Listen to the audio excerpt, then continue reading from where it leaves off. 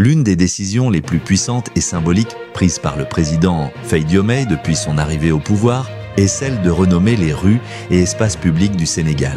À première vue, cela pourrait sembler anodin, presque administratif. Mais en réalité, il s'agit d'un acte de rupture historique et de reconquête identitaire profonde.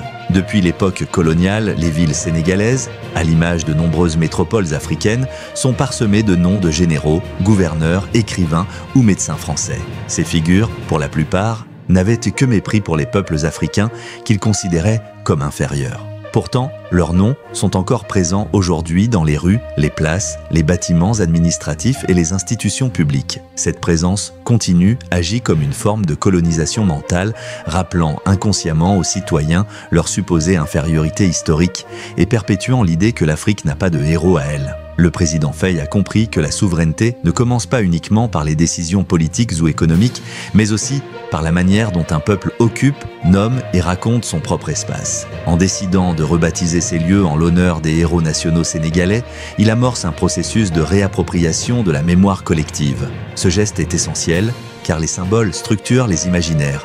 Lorsqu'un jeune Sénégalais grandit dans une ville où les rues portent les noms de colons étrangers, il intègre sans le vouloir un récit où les figures de pouvoir ne lui ressemblent pas. À l'inverse, marcher dans une rue Youssou N'Dour, Cheikh Anta Diop ou Aline Sitoé Diatta, c'est inscrire son identité dans un héritage positif, inspirant et profondément africain. Cette initiative ne concerne pas seulement l'histoire, mais aussi le futur du Sénégal et de l'Afrique. Elle envoie un message clair. Désormais, les récits ne seront plus écrits par d'autres. Le peuple sénégalais choisira lui-même ses repères, ses symboles et ses références. C'est dans ce contexte qu'a été créé le Conseil national de la mémoire et du patrimoine historique, présidé par le Premier ministre Ousmane Sonko, pour encadrer cette démarche. Cette institution a pour mission de faire un audit complet de la toponymie nationale et de proposer des remplacements cohérents, ancrés dans la culture, l'histoire et les valeurs sénégalaises. Enfin, cette dynamique s'inscrit dans un mouvement plus large de décolonisation des esprits, visible ailleurs en Afrique. Des pays comme le Burkina Faso ou la Côte d'Ivoire ont également lancé des campagnes similaires. Cela prouve que la question des noms,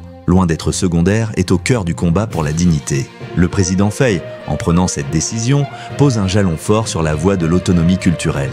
Il ne s'agit plus de subir l'histoire, mais de la reprendre en main. Et cela commence, tout simplement, par les noms que l'on choisit pour désigner les lieux où l'on vit.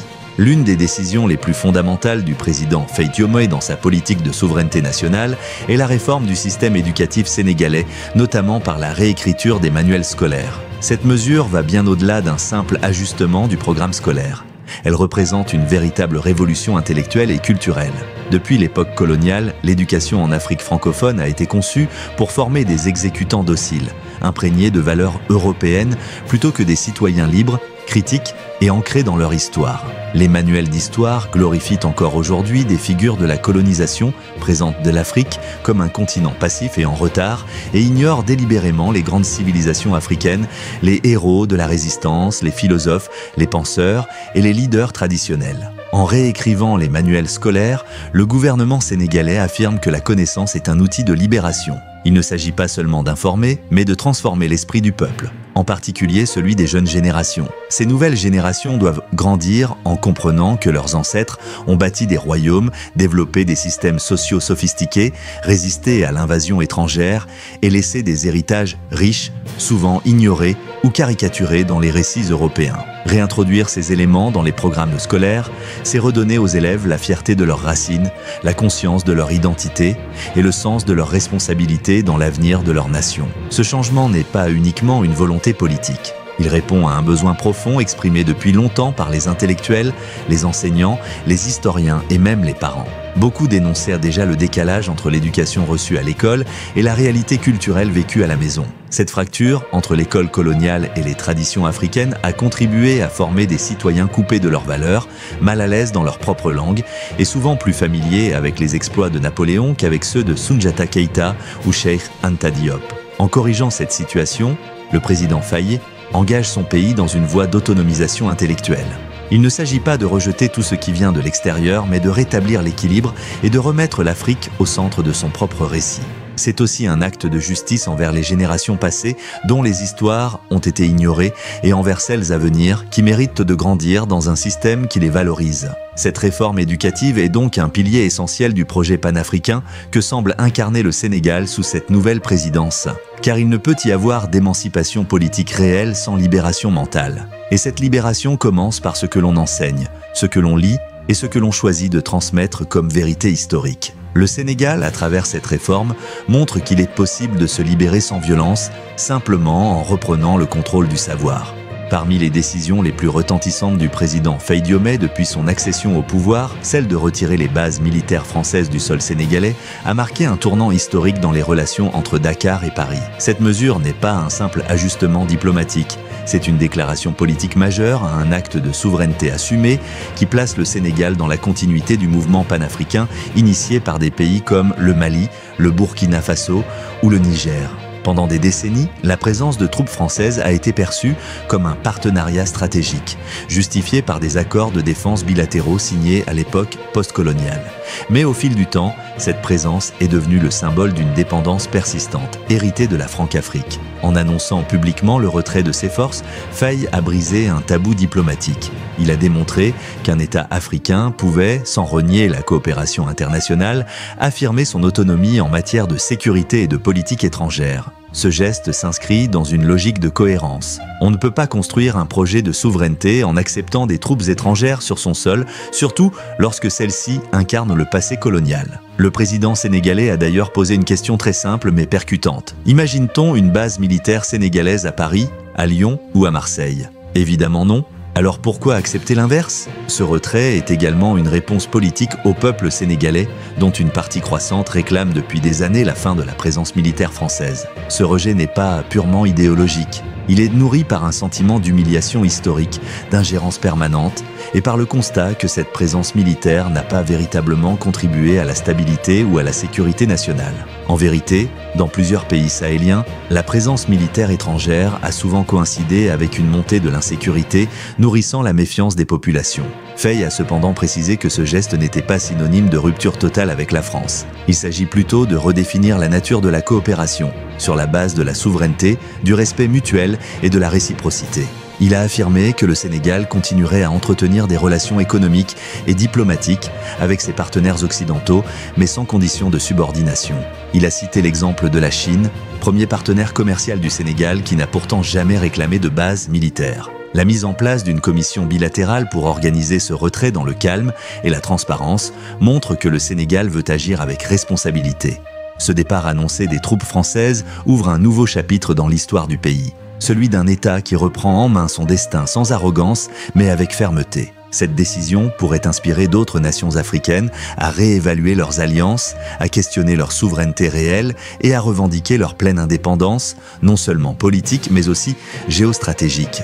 Parmi les moments les plus forts du mandat du président Faye Diomé figure la reconnaissance officielle par la France du massacre de Thiaroye en 1944. Cet événement tragique, longtemps occulté dans les manuels scolaires et les discours officiels, représente une blessure profonde dans la mémoire collective du Sénégal et de l'Afrique de l'Ouest.